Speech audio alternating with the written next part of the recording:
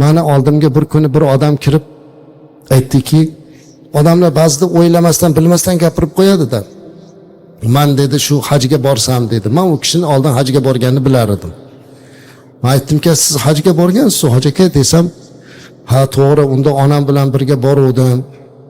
Lekin o'sha Ka'bada onamni yetalab yurdim, onamga qaradim, u qildim, bu qildim. Xullas men rohatlanib ibodat qila olmadim. O'shinga boshqatdan borsam deyatuvdim. Boshqatdan haj qilsam deyatuvdim. U kishi shu gapni gapiryapti-yu, meni ko'zimdan yosh oqyapti, to'xtata olmayapman. Men aytdim, "Ey birodar, to'xtang. Bundan ortiq rohat bormi?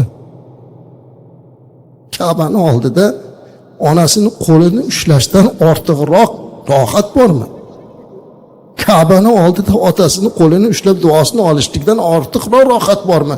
Men shu rohatni topolmadim deyapsiz. Alloh sizga shu rohatni beribdi-ku, siz bo'lsa topolmayapman deyapsiz. Bunaqa qilmaslik kerak. Bu rohat hammaga ham nasib qilmaydi. Puli bo'lsa yana kelar, 10 marta kelar umraga, kelar hajga. Lekin yo'q, ona bilan otani qanday olib kelsin? Shuning uchun mabodo kelgan bo'lsa, qo'llaridan o'ping, peshonasidan o'ping, qabolda duolarini oling. Topolmayapmiz, buni qila olmayapmiz azizlar. Qila olmayapmiz. Lekin kimdir olib kela olmagan bo'lsa, bizga o'xshab nasib qilmagan, biz yoshligimizda o'tib ketdilar, ko'ra olmadilar, hatto ilm o'qiganimizni ham, na otamiz, na onamiz. Lekin qalbimizga bitta taskinlik bor. Sizga shu taskinlikni ilindim azizlar. Ota-onasini olib kela olmaganlar. Ota-onangizni haqqiga duo qiling. Mana shu Ka'bada Hajarul Aswaddan oldingi burchak Ruknul Yamoniy. Shu yerda qilingan duo mustajab.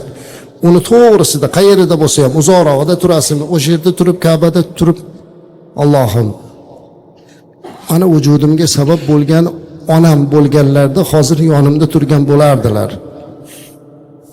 Otam bo'lganlarida yonimda turgan bo'lardilar.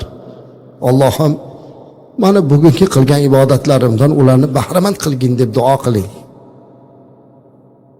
Ularning ruhini shod qilasiz. Ka'bada o'tirib boshqa narsa bilan ovora bo'lgandan ko'ra mana shunday duolarni qiling. Ana bu sizning farzandlik burchingiz bo'lsin.